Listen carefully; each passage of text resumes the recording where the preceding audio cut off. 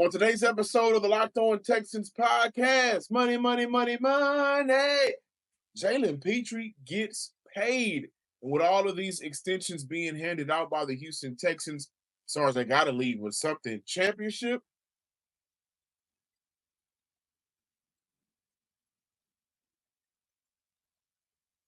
You are Locked On Texans, your daily podcast on the Houston Texans. Part of the Locked On Podcast Network, your team every day.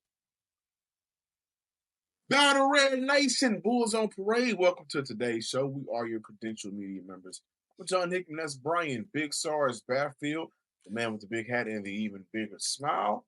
We are your Locked On Texans duo. Thank you guys for making us your first listen of the day and for being a part of the Locked On Podcast Network, your team every day. On today's show, we look at Nico Collins, the leader, why drafting a young receiver is all okay because you got that guy on the other side. 12 out here. So we'll talk about his impact on the offense and bringing in young receivers and also looking at leaving with something. It's important for the Houston Texans to maximize championship window that they are operating in.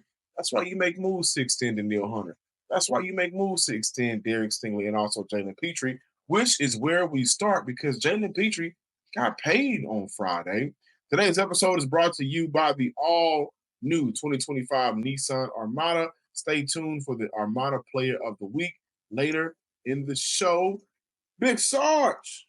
John Hickman, greetings and salutations. And before we start this show, I just want to give a big Sarge salute to the Houston Rockets for completing their season second in the West, headed into the postseason, won the Southwest Division this year. Don't know who they're going to play just yet, waiting out for the winner of the play-in game. But the Houston Rockets are back in the playoffs, and they will host a game at the Toyota Center for the first time in it's been 6 years.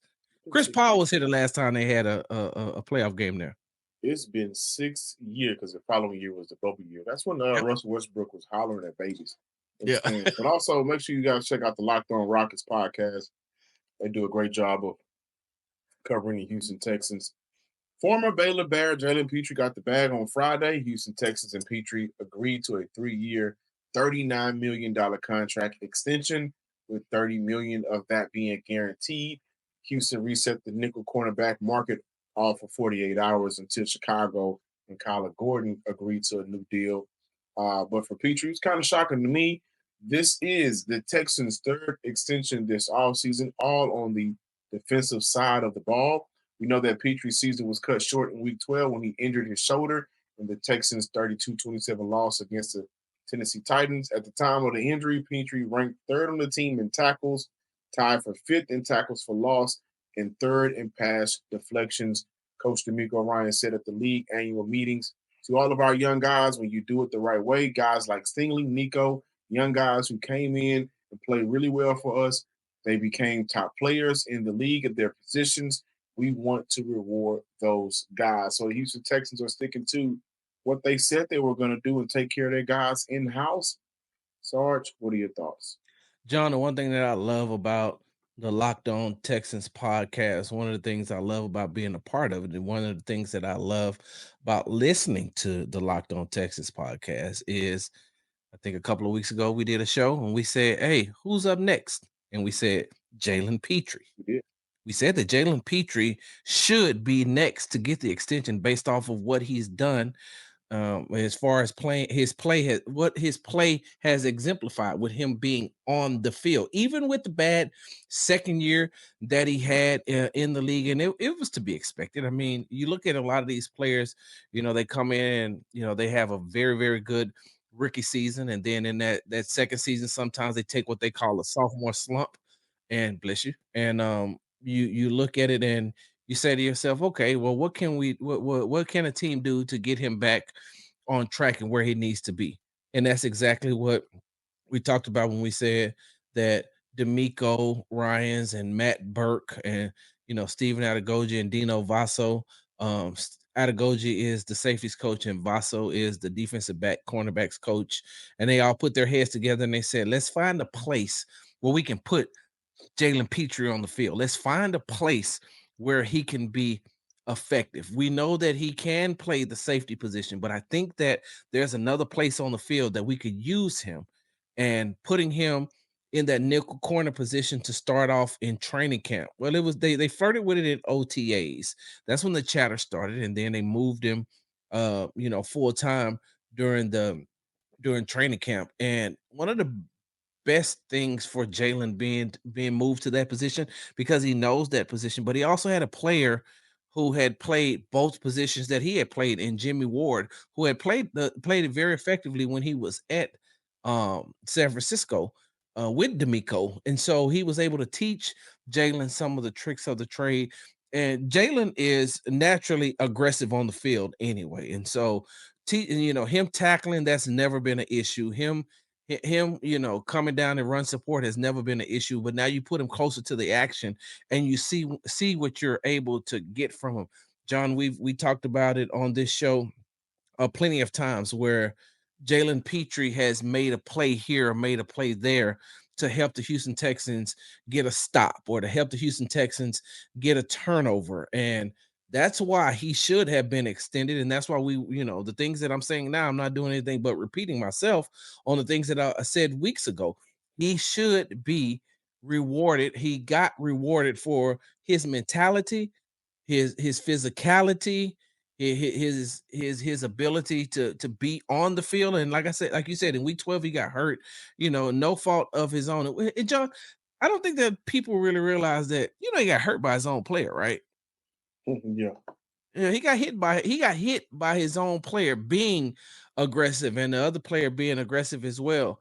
And so, but when Jalen Pitre is on the field, John, he is one of those guys that will give his heart and soul, just like the defensive lineman will, just like Kamari does, just like Derek Stingley does, just like Aziz does. So he's well deserving of that contract. Yeah, and for me, I'm extremely happy for Derek. I mean, I'm sorry, not Derek, for Jalen, hometown kid. So he's staying here in Houston. Um, and over the weekend, what was it? Was it a school event? Was it for the star testing he was at? He was at Bang Elementary out in Cypress, Fairbanks. So shout out for Petrie for getting out. Side note, man, I remember the toss test. That was called a star test, but Right. for me, it was always wait and see for me. And this approach for the Houston Texans, you know, we've seen Nick Caserio extend players in season before, right? The one that comes to mind was when he extended Rex Burkhead in the middle of the season, and that kind of shocked us when the time that he did it. But I thought that for Petrie, while his first 12 weeks of last season before the injury was great, I would have liked to seen more from him. Uh, More? I would have liked to see more from Petrie in terms of consistency and health. I am not upset at the deal. I'm not at all. I am shocked that he reset the market, and that has been a theme for Nick Caserio. If Cleveland didn't do all what they did with Miles Garrett, Yeah. and him getting 40 million, you would have looked at this offseason, three positions being reset. Mm-hmm. And Daniil Hunter, his contract extension, Derek Stingley, and now Jalen Pitre up until the time that Chicago and Gordon got their deal done. And so that shocked me a little bit. Um, would have loved to see more from Pitre throughout the year in his improvement. But I think what we'll talk about for the Houston Texans, when you got your key guys that are young guys that are operating right now on the championship window, you don't want to risk losing them. I don't think Pitre was a player that you would risk losing. Um, so for me, it's just, man, I would have loved to see more from Pitre in a full season. You know, he played 12 games last year, maybe halfway through this year, so we would have gotten a 20-game sample of what him and that impact he brings to the defense. But this also feels like a move for Houston, where, like D'Amico said, he's come in, and since D'Amico's been here, he's done what he needed to do. He's gotten better.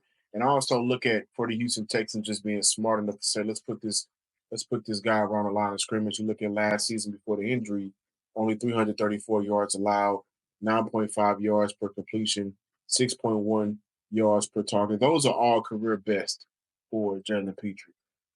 Average depth of target 5.3. That's a career. Now, granted, he's moving from backs deep to around the line of scrimmage. I understand that, but cut down on some of the missed tackles.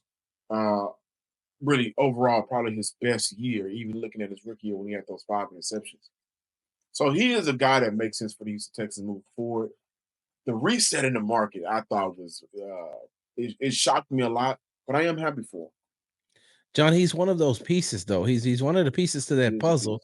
You know, if you pull, I put it like this: when he was out, right? He was out, and then they put Jimmy Ward in there, and then Jimmy Ward got hurt, and then you seen Kamari Lassiter had to play after Jimmy Ward got hurt in Week 16 against Kansas City. They put Kamari there, who had played it before, but I mean, right after that, I think Worthy scored a touchdown because the field of depth for Kamari, he didn't know because he wasn't used to playing that position. They went right behind him and scored a touchdown. And then you try to fill a position later on with I can't think of the young man's name, that Miles Bryant, that came from that was from New England. And I mean, he was effective, but he wasn't, he wasn't Jalen Pitre. Like, you seen the difference when Pitre was on the field. And so if you don't extend him and you want to see more, then you also got to get ready to bring in his backup if you're not going to give him the money. What I think that Houston did was just secured another position on the field that they don't have to worry about long term. And they've actually done was they have made sure that their defensive backfield is secured and will be together for a very long time. And that's going to be important for the Houston Texans going forward. Absolutely. Derek Stingley, CJ Gardner-Johnson, Kalen Bullock, Kamari Lassiter, and Jalen Pitre will be with the team for at least another 3 years. 2 years with Gardner-Johnson. So that's a major green flag for Houston. But in their time span, Sarge, they got to do something. Yeah. They got to do something. Like my man Denzel say, I'm leaving with something. So will the Houston Texans maximize their potential by getting to a Super Bowl?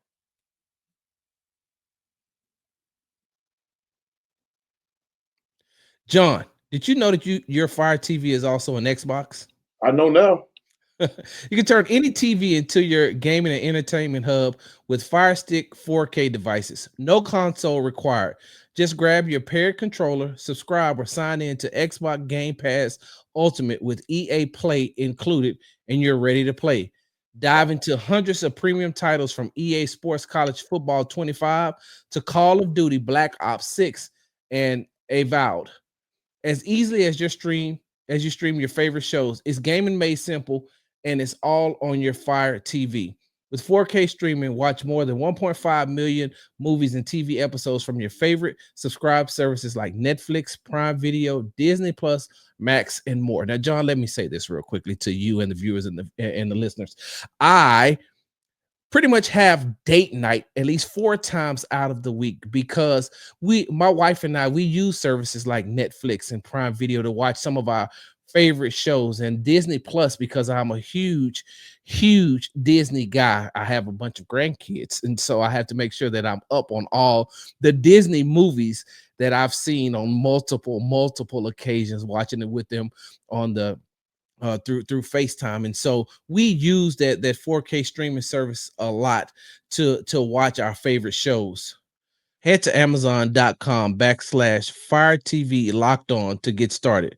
Xbox Game Pass Ultimate subscription and compatible controller required. Available on selected devices, including Fire TV Stick 4K second generation, Fire TV Stick 4K Max first and second generation, and Fire TV Cube third generation. Battle Red Nation, welcome back to Monday's edition of the Locked On Texans podcast, part of the Locked On Podcast Network, your team every day. Now, John, okay, sit up straight. We know that the Houston Texans have gotten deals done with Derek Stingley Jr. We know they've got deals done with Danielle Hunter. They've got a contract extension done with Jalen Pitre. We see everything that they're trying to do. We know that everything that they're trying to do as far as securing, like we talked about in the last segment, securing these pieces so that they can move on to the future. But John, I have a question for you. And I wrote this down. I wanted to make sure that I wrote this down so it could be clear and concise, because I want to hear your answer, because I think I already know where you're going with this. But let me ask you this question, John. How many more years do the Texans have to go all in? And should this be one of those years for Nick to do it? Also, added question, how many more years does Nick have to do it? How many more years do the Houston Texans have to go all in? That's the first one, right? Yes. With Nick. They have every year. Every year when you have this type of quarterback on one side of the ball, or then you got Will, the pass rusher on the other side of the ball. Like in the NFL, this is a quarterback's league. And so now we're seeing edge rushers getting paid crazy amount of money to get after the quarterbacks. And that's what Houston has. Yeah. So when you operate with those two type of talents, and then because it's a quarterback league, you also need a shutdown cornerback, and that's what Houston has. Every year they're going to operate in, I think, championship or bust mode. I do. If you look at some of the free agency moves that the Houston Texans brought in, right, a lot of one-year deals, lot of one-year deals, which gives Houston the flexibility long-term to not be married to a bunch of multi-year contracts, right? So that's you look at Houston playing it smart that way. You look at the extensions, all on the defensive side of the ball. So clearly, they know that is where that's to make a break. With that defense can win Houston between 8 to 10 games if they stay healthy. As a matter of fact, how many games they won last year? 11? 11. Including the playoffs? Including the playoffs, it was 11.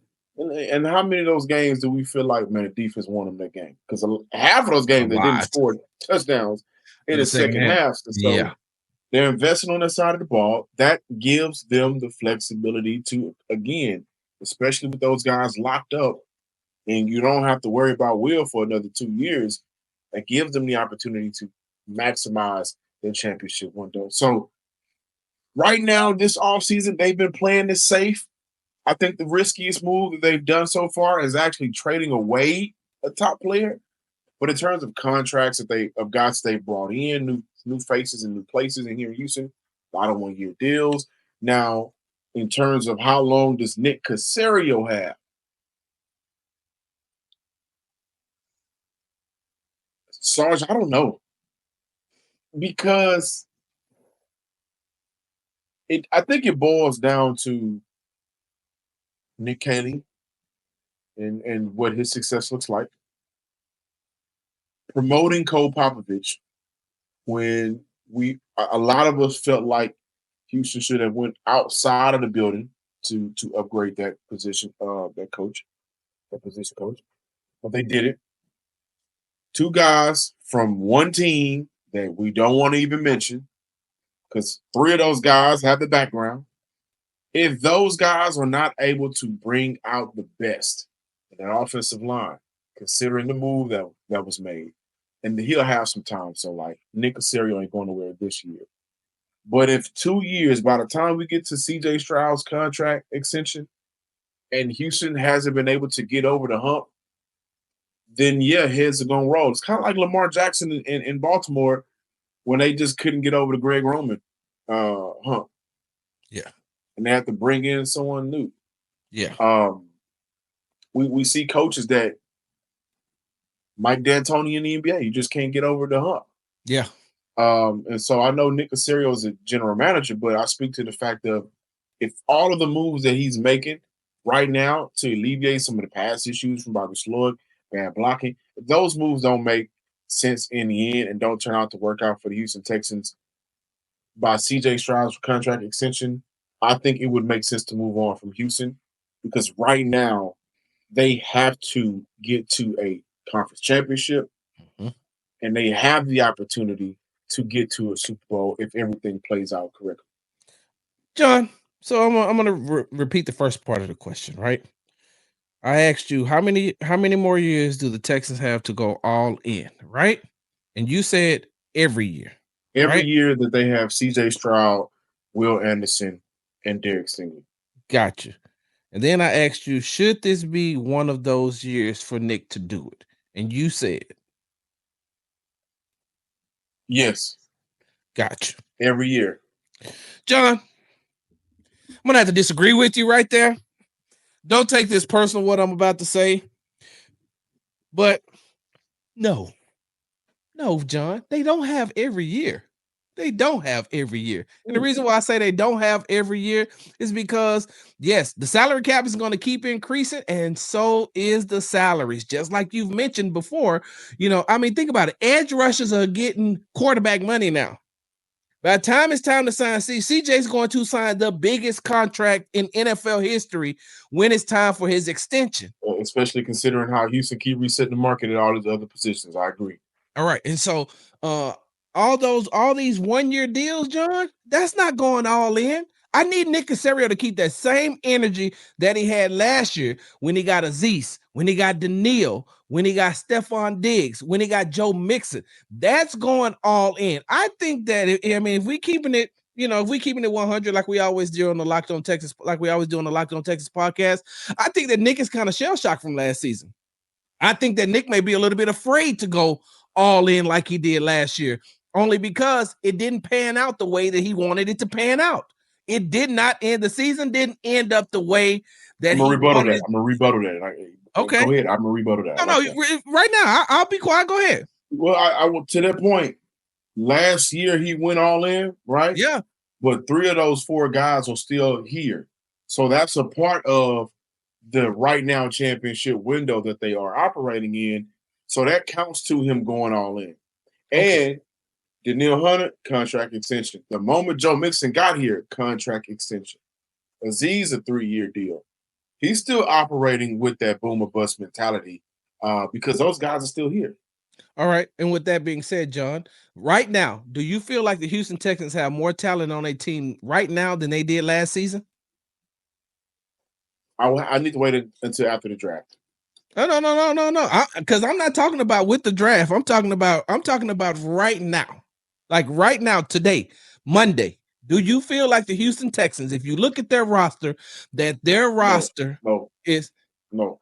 And so with that being said, that you were heading into the free agency period, looking to replenish some things. And so you made some deals, of course, by trading away Laramie Tunsil. You traded away Kenyon Green and got a very good safety in CJ Gardner-Johnson. But I just don't feel like he's done enough. And now he's depending on the draft. He's depending on college players to come in and step right in and continue to build on what they have. And I get that part, but it's also going to take them a little bit of time to get acclimated to playing in the NFL. There isn't a lot of day one starters where the Houston Texans are going to draft it unless they plan on jumping up and drafting some of that higher talent. This draft does this draft have a lot of late round talent? It does, but compared to previous drafts, John, this draft is not there. So the only thing that I'm going to say is I think that last season may have he went all in. All these 1-year deals and the things that they're doing now, I don't think that they're going all in. Like I said, they need to keep that same energy. And like I always say, I'm talking about right now. I'm talking about in April. In July, my whole mindset could have been changed because of some of the other moves that he's going to make. That's what I wanted to bring up. So it looks like you are thrill seeking. You want the, you know what, Nick? Now you got me back in. Are you looking for that move? John, let me ask you a question. Before you do, let's bring it back on the other side. Then we'll Nico Collins being one of the leaders. And we mentioned all of these defensive guys. He got his contract extension last season, and he means a big part to the Houston Texans' success. So we'll come back with more Locked On Texans.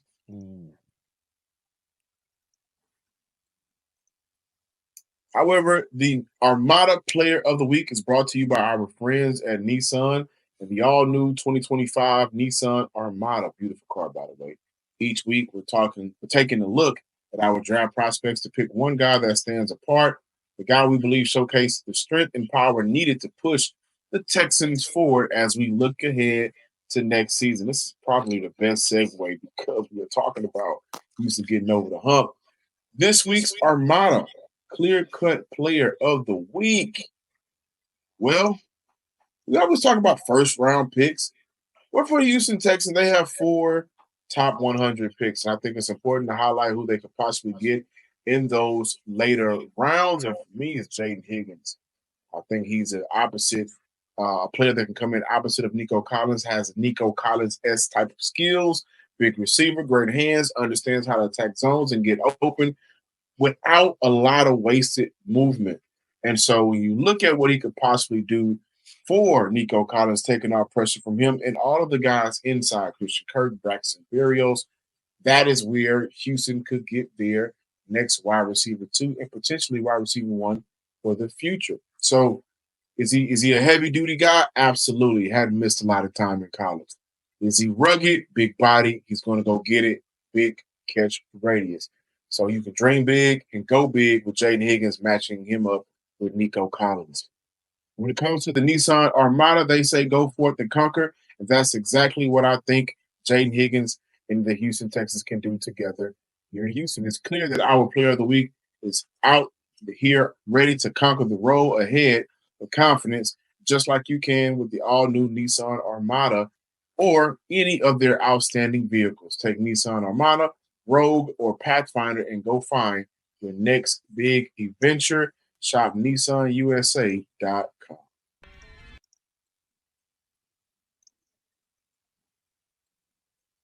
Welcome back, Locked On Texas listeners and viewers. Before we left the last segment, sorry, we was going somewhere with it.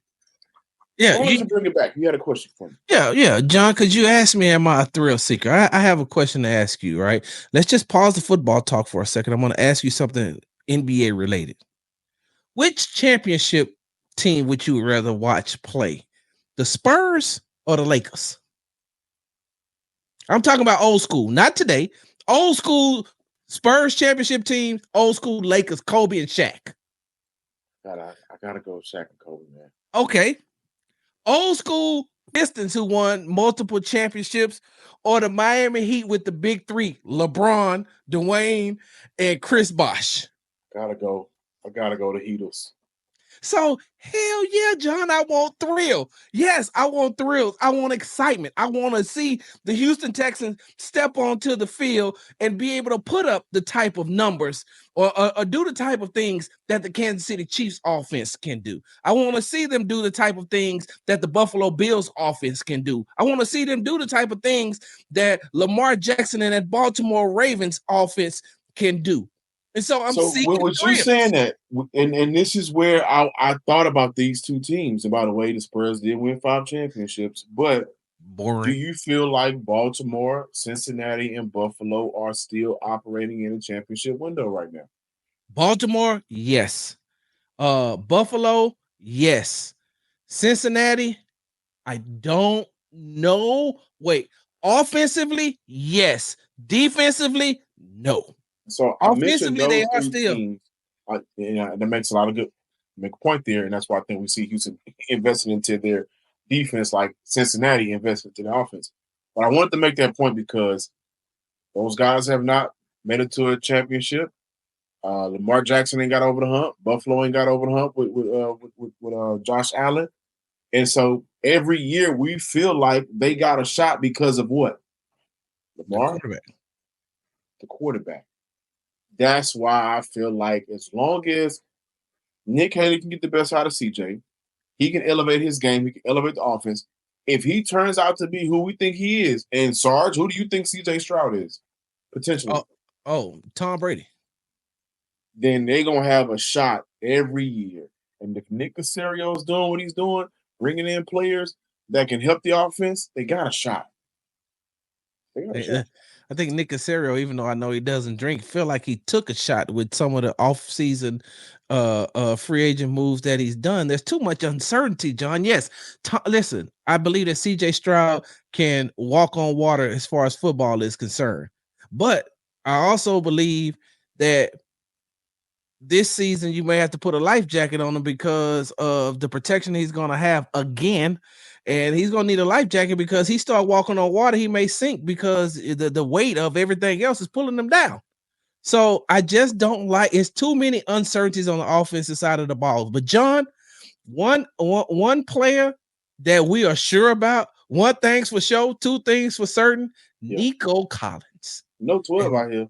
Nico Collins is a leader, John. And I think that going into the draft, I feel like the Nick Caserio and Nick Caley and DeMeco Ryans are going to look at Nico and say, okay, we've watched and we've seen the trajectory that you have been on, and you're on an upward trajectory. As long as Nico can stay on the field, he's going to be one of the top 5 to 7 receivers in the NFL.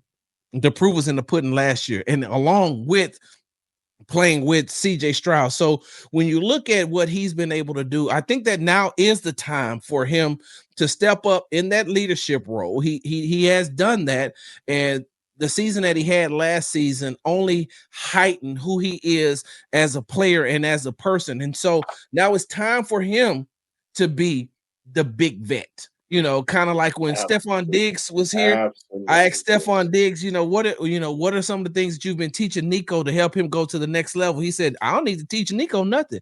Nico got it. He already got it. Now, can I add some advice because I've been in the league longer? Of course, but Nico already has it. So now it's time for Nico to give back, to continue to help a player like Xavier Hutchinson, who looks up to Nico and watches Nico and listens to the things that he has to say. John Mechie, Christian Kirk, even though, he's been, he is who he is, still Nico is the big vet in the room. And so whichever, you mentioned Jaden Higgins, right? If I'm not mistaken, that's the Iowa State, if they bring in him, if they bring in Jalen Royals, if they bring in Isaiah Bond, if they bring in Matthew Golden, whoever they bring in next, Nico is the one who needs to be the mentor to them. And John, I would not be surprised if by the start of the season, Nico doesn't have a C on his chest for captain. Yeah, I think he absolutely will. Nico's growth as a player, Nico's growth as a vocal leader made it easy for Houston, in my eyes, not to trip on losing Stephon Diggs. And that was one of the points that I brought up when we were discussing Stephon Diggs. A lot of people was like, well, he's the leadership in the locker room. And for me, guys, is that overrated? It's not overrated, but it is overrated when you start to use that label as why a team should bring a player back. You can be a leader in the locker room and not be productive, by the way. I'm not saying that's Stephon Diggs, but what I will say is I felt like this is Nico's time. And so when you mentioned that, I loved it. We're on the same wavelength with that train of thinking. For Nico, if he's on that field, he's giving you it all. Yeah. And before he went down against the Buffalo Bills, Nico was accounting for nearly 40% of the Houston Texans offensive yards. He's number one receiver in the NFL for receiving yards too. Come on, man. He's a leader on the field. He's leading in the locker room. Sorry, you know more about that than I do, but he's everything that you need. And I think, again, rewarding him financially is great, but you also want to reward him by, for the Houston Texans, by bringing in a player that can take some pressure off him. Yeah.